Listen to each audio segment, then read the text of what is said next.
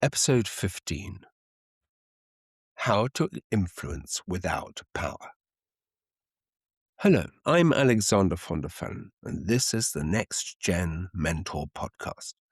This series is for you if you've grown up with family wealth always there in the background, sometimes helpful, sometimes confusing, and often not spoken about directly. And now that wealth is becoming something that you will soon have to relate to, and I'm here to help you prepare to do that. Last time we spoke about family conflict, not as it appears on the surface, but as it actually exists underneath, about control, identity, and fear, and how money often becomes the language through which something is expressed, something more personal, something less visible. Today, we move on to something perhaps less immediate, but in many ways it's more decisive, and that's influence. Not the kind that comes from a position, but the kind that exists before any of those things are formally given to you. Because for a period in your life, often quite a long one, you'll find yourself in a position where you are present, but not yet in charge, involved, but not yet responsible, seen, but not yet relied upon. We know from our previous sessions that in systems like the one you're becoming part of, power is not the primary driver of influence. Decisions may appear to be taken by those with formal authority. Titles suggest control, structures suggest hierarchy. But if you look more closely, something else becomes visible. As we saw in our 9th session, decisions are shaped long before they're made, through conversations, through relationships, through credibility. So you do not need formal authority to begin influencing outcomes, but you do need something else: trust and competence. I thought influence would come later, once I have a proper role. That is a natural assumption, but in practice, it works the other way round. Those who eventually carry authority are usually the ones who've already developed influence without it. Influence is not granted, it's recognized, and recognition follows behavior. Remember from session 5 that respect is not inherited. Well, the same applies here. Influence is not inherited either. You may be given access. People may listen to you at the beginning because of who you are. But that is not influence. That is proximity. And proximity fades. What remains is how you behave once you're there.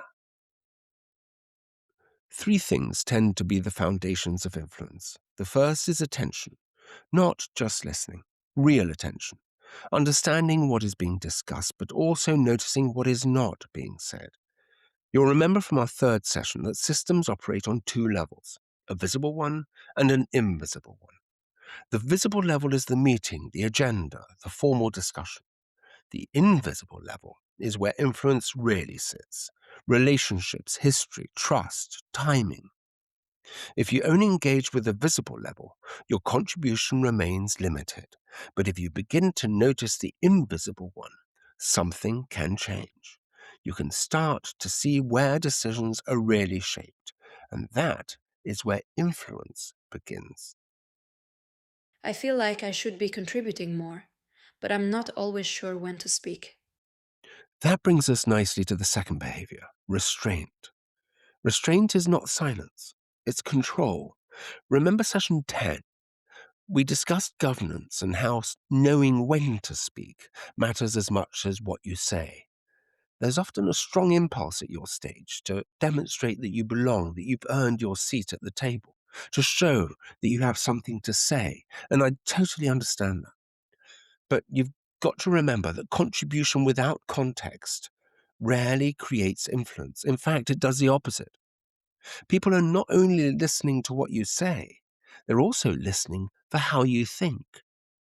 If your contributions do not yet reflect an understanding of the system, that will be noticed. Restraint allows you to build that understanding first, so when you do speak, it carries more weight, not because you speak more, but because you speak precisely. That doesn't mean, however, that you should speak less. It's just better to only say something that matters. And this is where the third behavior comes in: consistency, which we already identified in session 5 when we discussed building respect through behavior. Most people look for moments to stand out, but systems like yours don't operate on moments. They operate on patterns: turning up prepared, following through, asking thoughtful questions, engaging properly, even when it's not strictly required. Over time, that creates predictability. And predictability, when it's grounded in good judgment, becomes trust.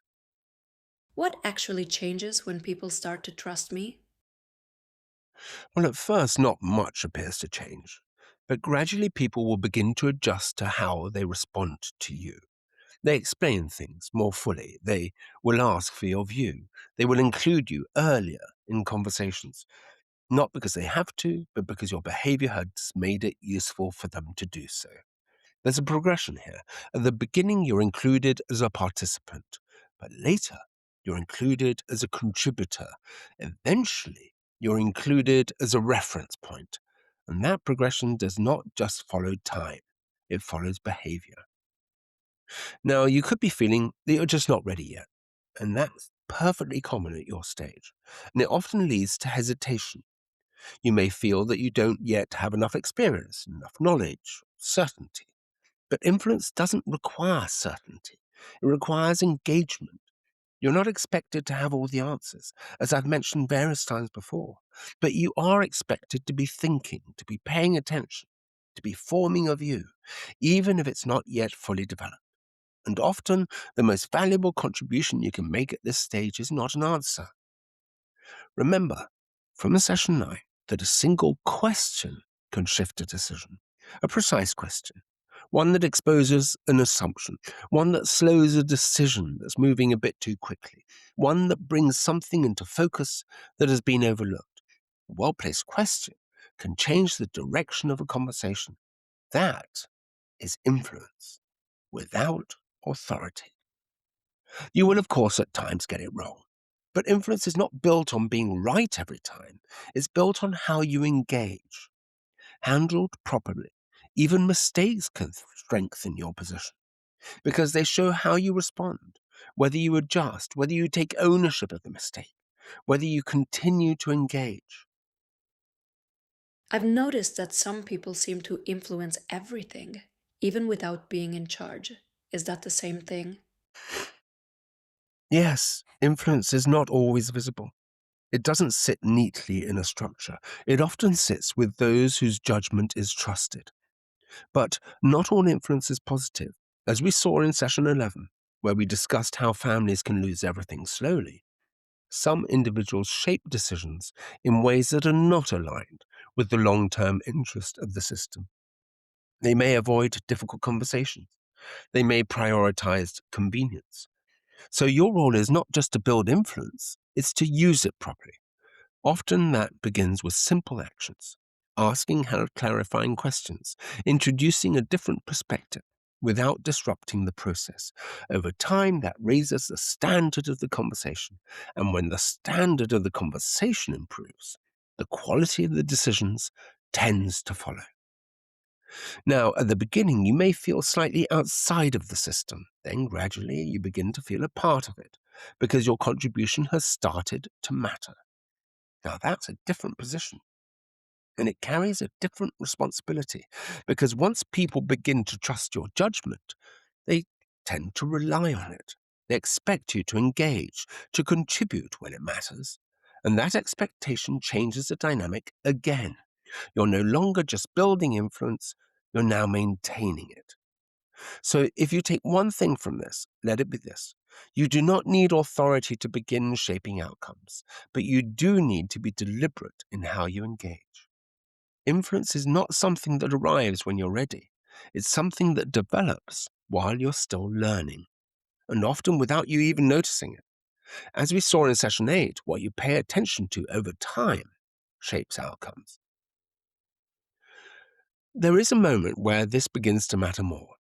Up to now, you've been learning how to engage, how to observe, how to contribute without forcing your position. But as your involvement increases, even slightly, The environment around you begins to respond. You'll find yourself included in conversations a little earlier, asked for a view a little more directly, expected to have paid attention, and that is where a different question can begin to take shape. Where should I actually be focusing my attention?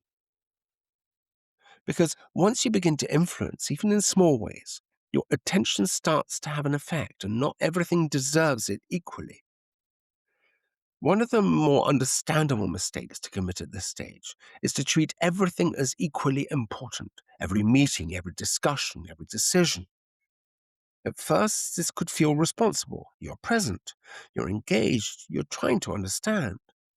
But over time, your attention becomes diluted. And when attention is diluted, influence weakens. You see, influence at its core is selective. It's not about being involved everywhere, it's about being involved where it matters. But how do I know what actually matters yet? The answer is that you don't. And this is where many people hesitate. They assume that clarity must come first, that at some point they will see clearly what's important and what is not. In reality, it rarely works like that. Clarity tends to emerge through engagement, not before it. So instead of trying to identify what matters in advance, a more useful approach might be to observe what draws attention from others. Where do discussions become more focused? Where do certain individuals become more involved? Where does time get spent? Not formally, but informally. These signals tell you where the system places its weight. There's also another layer to this, and that is that not everything that appears important is actually influential. Some discussions are visible, structured, formal. Others are less visible. Short conversations, moments that are not recorded anywhere, and yet those less visible moments often shape direction far more than the formal ones. Not everything visible is influential. Linking back to session 9, we saw that much of the real decision making happens informally. That principle applies here as well. If you focus only on what is visible, you will always be slightly behind the real movement of the system. So, should I be trying to be part of those informal conversations? No, at least not in a deliberate or forced way. Influence does not come from inserting yourself everywhere. It comes from being included naturally, and inclusion follows trust. If your behavior signals that you're thoughtful, that you listen properly, that you contribute with care, people begin to bring you into those conversations because your presence improves the quality of the discussion. At the beginning, you're trying to understand the system. Later, the system begins to include you in its understanding. That's not a formal change, but it is a very meaningful one. You might think that others understand things better than you do, and they probably do. They have probably been part of it for longer. They've seen more situations, they carry context that you do not yet have. But that doesn't mean that your position is weaker. It's just different. You bring something else, a fresh perspective, perhaps. Fewer assumptions, a willingness to question what others may take for granted. And that can be uncomfortable for the system, but it can also be incredibly valuable. The key is how you use it. If you introduce your perspective without understanding the context, it can feel disruptive. If you hold it back entirely, it adds no value. The balance, of course, sits somewhere in between. You take the time to understand how things have been done, why certain decisions were made, and then you introduce your perspective in a way that connects to that context, not in opposition to it, but alongside it. And that is where influence becomes constructive. Does that mean I should avoid challenging things directly?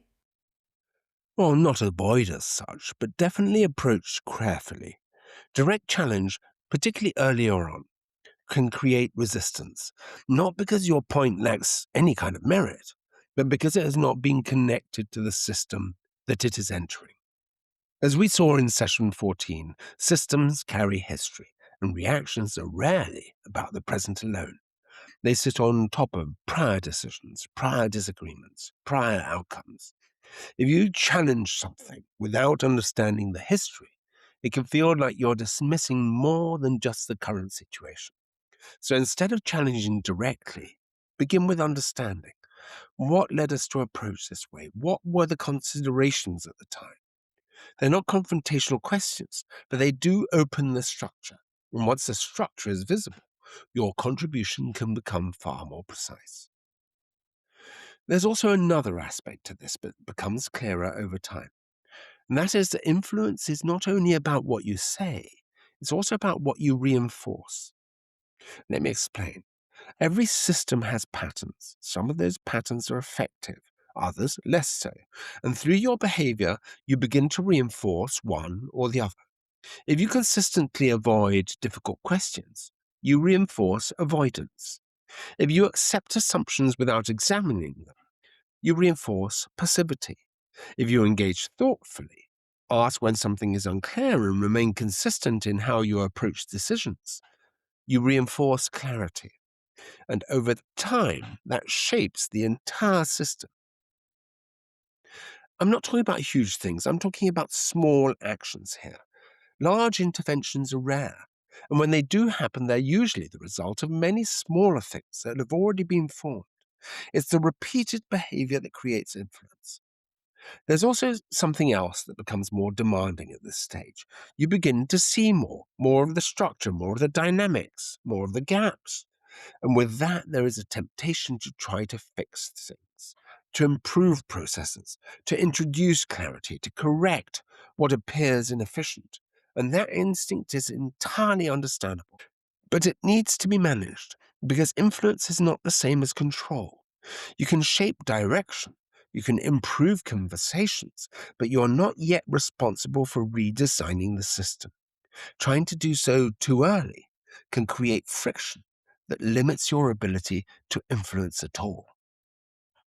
So, what should I do when I see something that clearly doesn't work? You engage with it at the level you are at, but you do not force resolution before the system is ready to absorb it. This requires patience, and patience in this context is not passive, it's deliberate. You're allowing understanding to build, not only for yourself, but for others as well. There is a pattern that tends to repeat here. Some people, once they begin to see more clearly, become cautious. They step back, they observe, but they hesitate to engage further. Others move in the opposite direction. They push, they try to accelerate change, they seek to make an impact quickly. Neither tends to work particularly well. The first limits your influence, the second can damage it.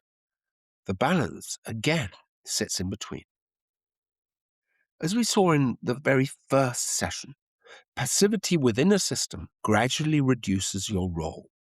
If you're passive for a time, nothing obvious happens. The system continues, decisions are made, and things function. But over time, you become less central to the process, not because you're excluded, but because you have not positioned yourself within it. And once that position settles, it becomes far more difficult to change. People begin to assume that you will not contribute, not because it's true, but because they have no evidence to the contrary. There's a simple principle here. Influence requires presence, but not just physical presence, engaged presence. You do not need to speak often, but you do need to be involved. You need to be paying attention, you need to be forming a view, and you need to contribute when it matters. At this stage, something else begins to emerge as well, and that is your own standards. Exactly what we were talking about in session 4 when we discussed your identity as something that you construct. Up to now, much of what you've been doing is adjusting to the system, learning how it works, understanding how to engage within it. But gradually, you're beginning to define how you operate within it. What level of preparation you bring, how carefully you think things through, how consistently you follow through. That standard becomes visible over time, and once it's visible, it shapes how others engage with you. I'm not sure yet what my standard actually is. Is that a problem? That is entirely normal. Standards are not defined in advance, they're formed through behaviour, through how you respond to situations, through what you accept, through what you question, through what you prioritize, and over time they stabilize as a pattern. There's also something else that begins to matter more now: how you handle situations where there is no clear answer. Because many of the situations you will encounter do not have one. Different perspectives, different priorities, different risks. Remember how we discussed in session 8 about your response to uncertainty mattering more than the outcome itself? Influence in those moments is not about choosing the right answer immediately. It's about improving how the decision is made, clarifying assumptions, ensuring that different views are considered, slowing things down where necessary, allowing space for better judgment to emerge. You may find that others are more confident in a situation. Just remember, however, that confidence and judgment are not the same thing. Confidence is very visible, but as we saw in session 13, what feels confident is not always what's correct. Judgment is less loud, perhaps, and develops over time. And systems like yours respond more to judgment than to confidence, even if it does take longer to recognize. There will be moments where you feel that the direction of a decision is already set, and in those moments, it may be difficult to intervene. But that is often where a small contribution can have the greatest effect. A simple question: are we all seeing this the same way? Or what assumptions are we making here? They are not disruptive, but they do introduce clarity, and clarity is one of the most effective forms of influence available to you. Over time, you will begin to notice something. You're no longer trying to find your place within the system. You're now shaping how you engage within it. And that changes everything. Because once your way of engaging becomes consistent, your influence becomes stable. That is where the next layer begins to appear: how your influence interacts with that of others. Up to this point, much of your attention has been on your own behavior, how you listen, how you contribute, how you build trust. But systems are not shaped by individuals in isolation. They're shaped by the interaction between individuals. And once you begin to see that more clearly, another question can emerge: how do I operate effectively when others influence things very differently from me? You will encounter people who are more direct, more assertive, more confident in expressing their views, others who are more measured, more cautious, more inclined to observe before engaging. Neither approach is inherently better, but they do create different dynamics. And if you're not aware of those dynamics, it's very easy to misread them. Directness can feel like certainty, even when it is not. Caution can feel like hesitation, even when it is not. Part of your role is to distinguish between the two, not by reacting to how something is said, but by understanding what sits behind it. There's also the question of alignment. You may find yourself agreeing with some individuals more naturally than others, sharing similar instincts, similar interpretations. And that is comfortable, but it can also narrow your perspective. Influence, when it becomes too aligned with a single view, can lose balance. So part of developing judgment at this stage is not only forming your own view, but testing it against others, not just those who agree with you, but particularly those who do not. What if I find myself in disagreement with someone more experienced? That's where influence becomes more delicate. Disagreement in itself is not a problem. In fact, it's often necessary. But how you handle it determines whether it strengthens your position or weakens it. If disagreement becomes positional, it tends to create resistance. If it becomes exploratory, it tends to create understanding. So instead of opposing directly, explore the difference. Say something like, "I see it differently. Can I explain why?" Now, that's a very different entry point. It doesn't challenge authority, it invites discussion. And over time, that approach allows you to engage with stronger voices without being overpowered by them. There's another pattern that also becomes visible here. Some individuals influence by speaking early, while others influence later, refining, adjusting, bringing clarity once the structure is already in place. You do not need to adopt one style exclusively, but you do need to recognize which situation you're in. If a discussion is still open, early contribution can shape it. If it's already converging, a later, more precise contribution may have more effect. This is where timing becomes part of influence. This takes us back to session 10 and governance, where we discussed how timing determines whether a contribution shapes or confirms a decision. Over time, something else becomes clearer. You're not only building your own influence, you're positioning it in relation to others. That awareness allows you to engage more effectively by complementing and strengthening what works, questioning what does not, and gradually becoming someone whose presence improves the quality of decisions. So, if you look at this session and want to have some practical steps that you can take from today, keep them simple. First, focus your attention. Do not try to be everywhere. Be present where it matters and understand what is really being shaped, not just what's being discussed. Second, engage deliberately, listen properly, ask when something is unclear, contribute when it improves the conversation, not just to be heard. Third, build consistency. Influence is not created in moments. As we saw in sessions 5 and 11, behavior repeated over time shapes both credibility and outcomes. Fourth, use questions. When in doubt, do not push harder. Slow things down, clarify, bring structure to the thinking around you. And finally, number 5, be patient. Influence develops before authority. If you focus on how you engage now, your position will take care of itself later. Next time, join me for the 16th session as we look at becoming clear about what you're actually responsible for and what you are not, how to see what's yours and what isn't, and how you can use boundaries between the two as the very foundation of stability. Until then, I am Alexander von der Fan.